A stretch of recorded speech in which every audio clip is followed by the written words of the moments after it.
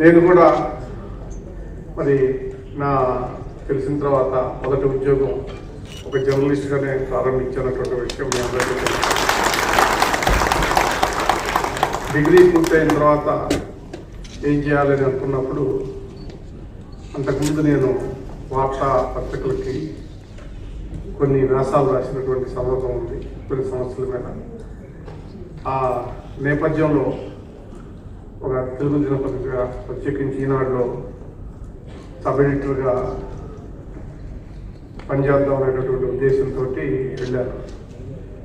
ఆషామాషిగా అది నాకు ఇస్తారో లేదా అనేది కూడా నాకు డౌట్, ఎందుకంటే నాకు జర్నలిజంలో ఏ రకమైనటువంటి అనుభవం లేదు. అయినప్పటికీ కూడా ఆ ఇంటర్వ్యూకి అటెండ్ అయితే వాళ్ళు అడిగారు, ఈ 100 సేవలు ఎవరన్నా రాశారా అని చెప్పి. లేదు, నేనే రాశానని చెప్పి మరి ప్రూవ్ చేయాల్సి వచ్చింది. వాళ్ళు దానికి కన్విన్స్ అయ్యి,